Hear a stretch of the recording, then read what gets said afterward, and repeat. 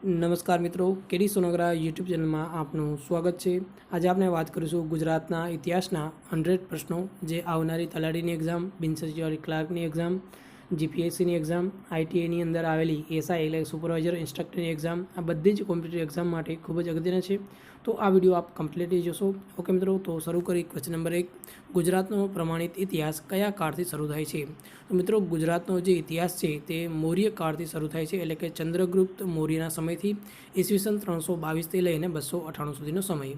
Question number 2 જોઈએ, ગુજરાતમાં આદિમાનવ ક્યાંથી આવ્યો? મિત્રો, ગુજરાતની અંદર જે આદિમાનવ છે તે આફ્રિકાના પૂર્વ કિનારેથી આવ્યો હતો। પછી જોઈએ તો ક્વેશ્ચન નંબર 3, હડપ્પા નગર કઈ નદીને કિનારે આવેલું છે? હડપ્પા નગર જે છે તે રાવી નદીને કિનારે આવેલું છે। પછી જોઈએ, સિંધુ સભ્યતાને બીજા કયા નામથી ઓળખવામાં આવે છે? સિંધુ સભ્યતાને હડપ્પા સભ્યતા અથવા તો સિંધુ ખીણની સભ્યતાના નામ તરીકે ઓળખવામાં આવે છે।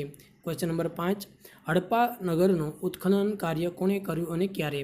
તો હડપ્પા નગર છે તેનું ઉત્ખનન કાર્ય રાય બહાદુર દયારામ સાહનીએ કર્યું 1921માં, અને તે રાવી નદીને કિનારે આવેલું છે અને પાકિસ્તાનની અંદર મોન્ટગોમરી જિલ્લામાં આવેલું છે। પછી જોઈએ ક્વેશ્ચન નંબર 6, મોહેંજો-દડો નગર કોણે શોધ્યું અને ક્યારે? મિત્રો, મોહેંજો-દડો જે નગર છે તે રખાલદાસ બેનર્જીએ શોધ્યું 1952માં, અને તે સિંધુ નદીને કિનારે આવેલું છે અને તે પાકિસ્તાનના લારખાના જિલ્લામાં આવેલું છે। ક્વેશ્ચન નંબર 7, લોથલ કોણે શોધ્યું અને ક્યારે? લોથલ એસઆર રાવે શોધ્યું અને તે 1954માં। લોથલનો અર્થ થાય છે મરેલાઓનો ટેકરો। અમદાવાદ લોથલ જે છે તે અમદાવાદ જિલ્લાના ધોળકા તાલુકાના સરગવાલા ગામમાં આવેલું છે। લોથલમાંથી ડોકયાર્ડ એટલે કે ગોદી મળી આવેલું છે। પછી જોઈએ તો સોનાના મણકાની માળા મળી આવેલી છે। સળગાવેલી હાલતમાં યુગલ મમ્મી મળી આવેલું છે અને મણકા બનાવવાની ફેક્ટરી પણ લોથલમાંથી મળી આવેલી છે। ક્વેશ્ચન નંબર 8, સિંધુ સભ્યતાનું સૌથી પ્રાચીન, સૌથી સુવ્યવસ્થિત, સૌથી સુંદર અને સૌથી મોટું નગર કયું ગણાય છે? તો મિત્રો, તેમાં જવાબ આવશે ધોળાવીરા, અને ધોળાવીરાને ત્યાંના લોકલ ભાષામાં કોરડા કહેવામાં આવેલા છે, અને તે ધોળાવીરા કચ્છના ભચાઉ તાલુકાના ખદીર બેટમાં આવેલું છે, અને ધોળાવીરા લુણી નદીને કિનારે અથવા તો કાંઠે આવેલું છે, અને તેની શોધ 1968માં જેપી જોશીએ અને 1991માં આરએસ વિસ્ટ દ્વારા અથવા તો બિસ્ટ દ્વારા તેની શોધ કરવામાં આવેલી છે, અને લોથલમાંથી 10 અક્ષરવાળું સાઇનબોર્ડ અને સ્ટેડિયમ મળી આવેલું છે। એના પછીનો ક્વેશ્ચન જોઈએ તો, સિંધુ લિપિના કેટલા ચિહ્ન લોથલમાંથી મળી આવેલા છે? સિંધુ લિપિના કેટલા ચિહ્ન લોથલમાંથી મળી આવેલા છે? તો આવશે 95 ચિહ્ન લોથલમાંથી મળી આવેલા છે। નેમિનાથ કેટલામાં તીર્થંકર ગણાય છે? નેમિનાથ જે છે તે કેટલામાં તીર્થંકર ગણાય છે? તો આવશે 22માં તીર્થંકર ગણાય છે। પરશુરામે સમુદ્ર કિનારે કયું નગર વસાવ્યું હતું? તો આવશે સુરપોરક અથવા તો સોપારા। તેને જે સોપારા જે છે તે મુંબઈ નજીક આવેલું છે। ક્વેશ્ચન નંબર 12, કોના સમયથી ભારતનો પ્રમાણિત ઇતિહાસ શરૂ થાય છે? તો આવશે બિંબિસારના સમયથી ઈસવીસન 543થી લઈને 544 સુધીનો જે સમયગાળો છે તે ભારતનો પ્રમાણિત ઇતિહાસનો છે। પછી જોઈએ તો લંકાની લાડી ને ઘોઘાનો વર કહેવત કોની સાથે સંકળાયેલી છે? લંકાની લાડી અને ઘોઘાનો વર કહેવત કોની સાથે સંકળાયેલ છે?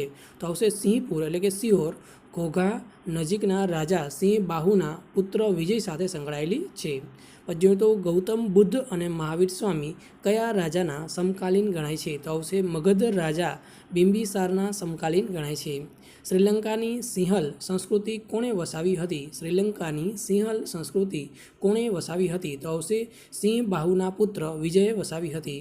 ચંદ્રગુપ્ત મૌર્ય કોની મદદથી મગધ પર સત્તા સ્થાપી હતી? ચંદ્રગુપ્ત મૌર્યએ કોની મદદથી મગધ પર સત્તા સ્થાપી હતી? કૌટલ્ય એટલે કે ચાણક્યની મદદથી તેને સત્તા સ્થાપી હતી, અને ચાણક્યજી છે અથવા તો કૌટિલ્ય છે તેનું મૂળ નામ છે વિષ્ણુગુપ્ત, તેનું મૂળ નામ છે। ચંદ્રગુપ્ત મૌર્ય ઉપવાસ દ્વારા શરીર ત્યાગ ક્યાં કર્યું હતું? ચંદ્રગુપ્ત મૌર્યએ ઉપવાસ દ્વારા શરીરનો ત્યાગ ક્યાં કર્યો હતો? તો આવશે શ્રવણ બેલગોલામાં તેને શરીરનો ત્યાગ કર્યો હતો।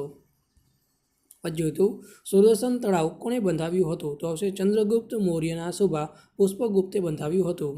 ભારતનો સૌથી પ્રાચીન બંધ કયો હતો? તો આવશે સુદર્શન બંધ એ ભારતનો સૌથી પ્રાચીન બંધ ગણવામાં આવે છે।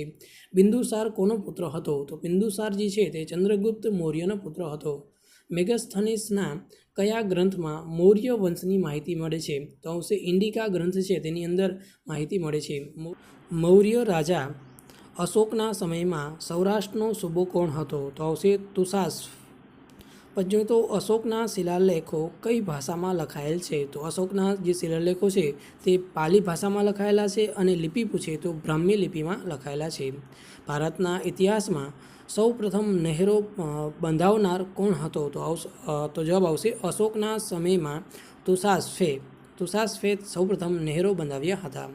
શકો પોતાને કયા નામે ઓળખતા હતા? શકો પોતાને ક્ષત્રપ તરીકે ઓળખતા હતા. સ્થિરમતી અને ગુણમતી ક્યાંના આચાર્ય હતા? સ્થિરમતી અને ગુણમતી ક્યાંના આચાર્ય હતા? તો આવશે તે વલ્લભીના આચાર્ય હતા. એક સુવર્ણ બરાબર કેટલા કરસાપણ? એક સુવર્ણ બરાબર કેટલા કરસાપણ? તો આવશે 35 કરસાપણ થશે. યવન રાજા મિનાન્ડરનું રાજ્ય ગુજરાતમાં ક્યાં સુધી વિસ્તરેલું હતું? તો આવશે બારી ગાંજા એટલે કે ભરૂચ સુધી વિસ્તરેલું હતું. સિક્કાઓ પર વર્ષ લખવાની પ્રથા કયા રાજાએ શરૂ કરી હતી? તો આવશે રુદ્રસિંહ પહેલાએ જે સિક્કા પર વર્ષ લખવાની શરૂઆત કરી હતી.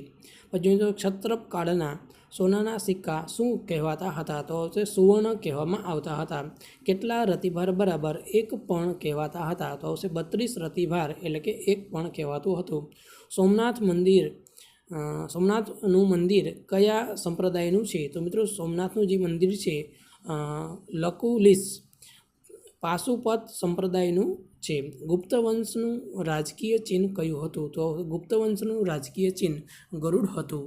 તારંગા ડુંગર પર તારાપુર નામનું નગર કોણે વસાવ્યું હતું? તો આવશે રાજા વેણીવત્સરાજે વસાવ્યું હતું.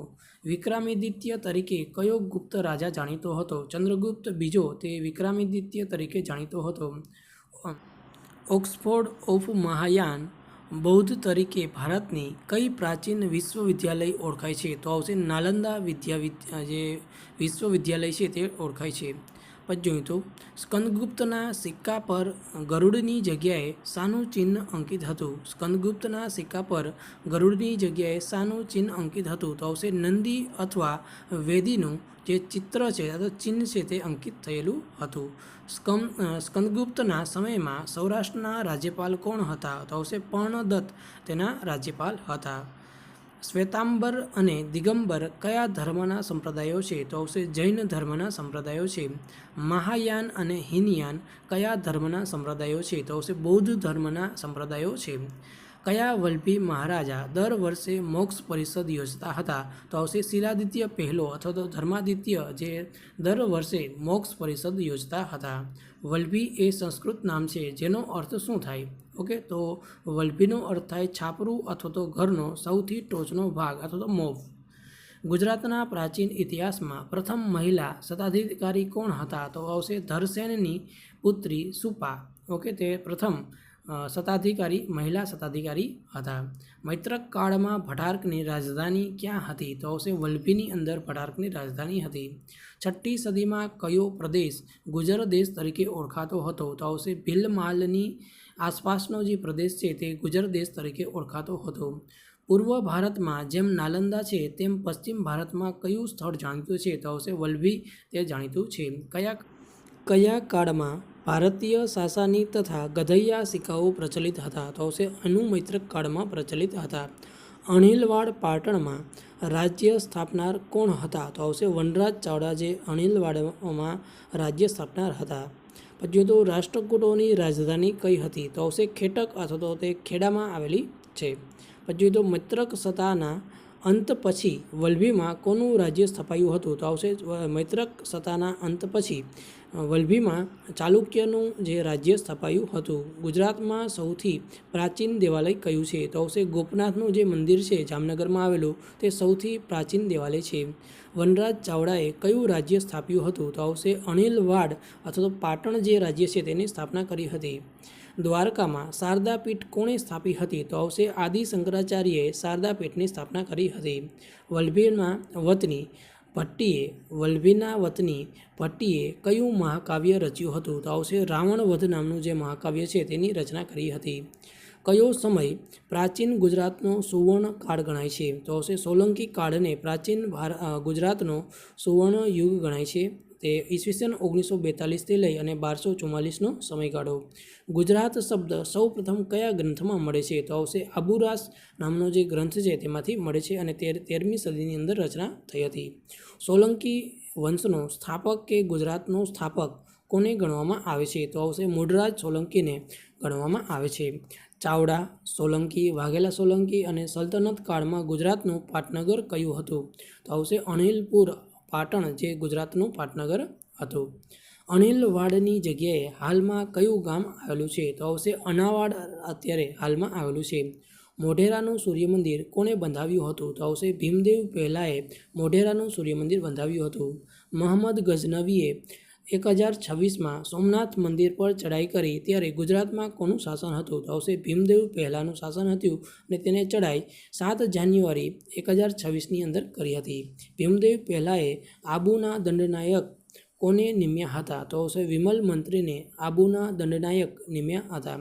આશાપલ્લી ગામ પાસે કર્ણાવતી નગર કોણે વસાવ્યું હતું? તો આવશે કર્ણદેવ પહેલાએ અથવા કર્ણદેવ સોલંકીએ તે નગર વસાવ્યું હતું. સહસ્ત્રલિંગ તળાવ કોણે બંધાવ્યું હતું? તો આવશે ભીમદેવ પહેલાંની રાણી ઉદયમતીએ સહસ્ત્રલિંગ તળાવ બંધાવ્યું હતું. સહસ્ત્રલિંગ તળાવની ફરતે 1008 શિવાલયો કોણે બંધાવ્યા હતા? તો આવશે સિદ્ધરાજ જયસિંહે 1008 શિવાલયો બંધાવ્યા હતા. સિદ્ધરાજ જયસિંહ કયા રાજાને હરાવ્યા ત્યારે તેમને અવંતીનાથનું બિરુદ મળ્યું? તો આવશે યશોવર્માને હરાવ્યા ત્યારે તેને અવંતીનાથનું બિરુદ મળ્યું હતું. તે માળવાના રાજા હતા.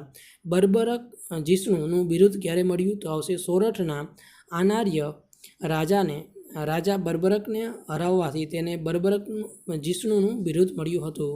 રુદ્ર મહાલય કોણે બંધાવ્યું હતું? તો આવશે સિદ્ધરાજ જયસિંહે રુદ્ર મહાલય છે તેને બંધાવ્યો હતો અને સિદ્ધરાજ જયસિંહ છે તેનો જન્મ પાલનપુરમાં થયો હતો. સોમનાથનો યાત્રાવેળો કોણે નાબૂદ કર્યો હતો? તો આવશે સિદ્ધરાજ જયસિંહની માતા મયણલા દેવી અથવા તો મિનળ દેવીએ નાબૂદ કર્યો હતો. રાણક દેવી ક્યાં સતી થઈ હતી? તો રાણક દેવી જે છે તે વઢવાણ પાસે સતી થયા હતા. હેમચંદ્રાચાર્ય કોના સમયમાં થઈ ગયા અને તેમણે કયા ગ્રંથની રચના કરી હતી? તો હેમચંદ્રાચાર્ય જે છે સિદ્ધરાજ જયસિંહના સમયમાં થઈ ગયા અને તેને સિદ્ધ હેમ શબ્દાનુશાસન અને દ્રયાશ્રય નામના 2 ગ્રંથ છે તેની રચના કરી હતી. ગિરનાર પરના પગથિયા કોણે બંધાવ્યા હતા? તો આવશે કુમારપાળે ગિરનાર પરના પગથિયા બંધાવ્યા હતા અને ગુજરાતનો અશોક કયા રાજાને કહેવામાં આવે છે? તો આવશે કુમારપાળને ગુજરાતનો અશોક તરીકે ઓળખવામાં આવે છે. હેમચંદ્રાચાર્યનું મૂળ નામ શું હતું? તો આવશે ચંગદેવ. તે હેમચંદ્રાચાર્ય છે તેનું મૂળ નામ હતું અને તેનો જન્મ ધંધુકામાં થયો હતો. ધોળકા ગામ કોણે વસાવ્યું હતું? તો આવશે લવણ પ્રસાદે ધોળકા ગામ વસાવ્યું હતું.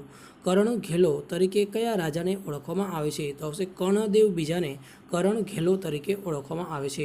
વસ્તુપાળ અને તેજપાળનો જન્મ ક્યાં થયો હતો? તો વસ્તુપાળ અને તેજપાળનો જન્મ પાટણમાં થયો હતો. ઓકે, એના પછી જોઈએ તો બીજો સુવર્ણ યુગ વસ્તુપાળ અને તેજપાળના સમયને ગણવામાં આવે છે.